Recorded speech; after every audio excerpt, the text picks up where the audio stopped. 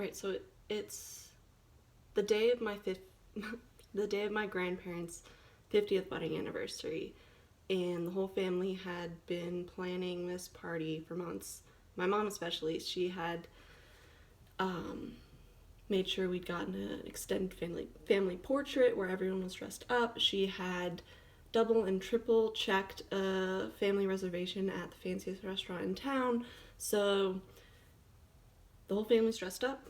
We're ready to celebrate Dan and Barbara's 50th wedding anniversary.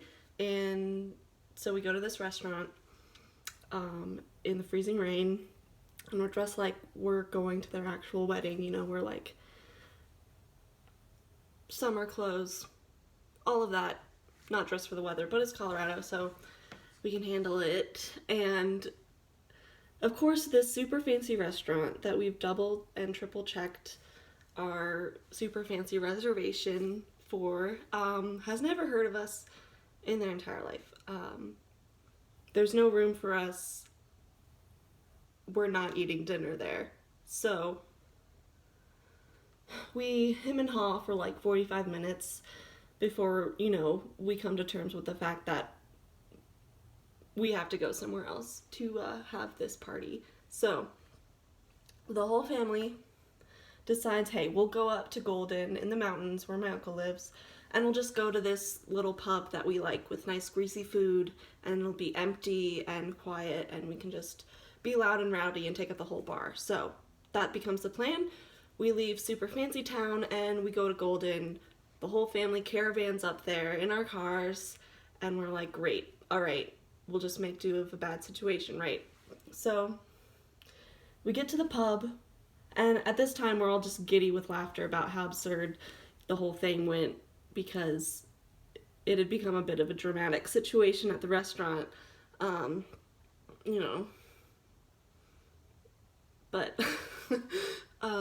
but now we think it's funny that we're dressed up in this dingy pub, and we've come to terms with the fact that the well-laid plan totally failed, and now we're having fun, now we're laughing, now we're celebrating Dan and Barbara's 50th wedding anniversary, and we're ordering food, we're ordering drinks, we just can't stop laughing, we're giddy, we've got the giggles, and it's like 20 people just laughing our asses off about like a minor situation. And time goes by, a while, quite a bit of time goes by. The adults are ordering their second round of drinks, and we're just having a laugh still. We're having a great time. And my Aunt Candy, who's not my aunt, she's my mom's best friend, and we call her Aunt Candy. So she's there, right, at the party for my grandparents, and she looks at my Uncle Glenn, who really is my uncle, and she looks at him and she's like, hey Glenn, where are your parents? And his face goes white, because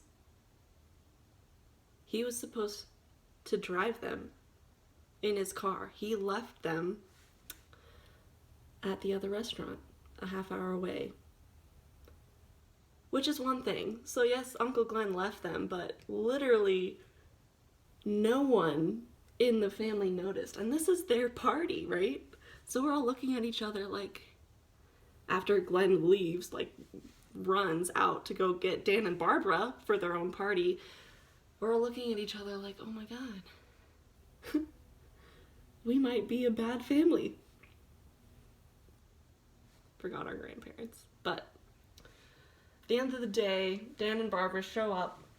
We also think it's the funniest thing in the world that they were forgotten at their own 50th wedding anniversary party.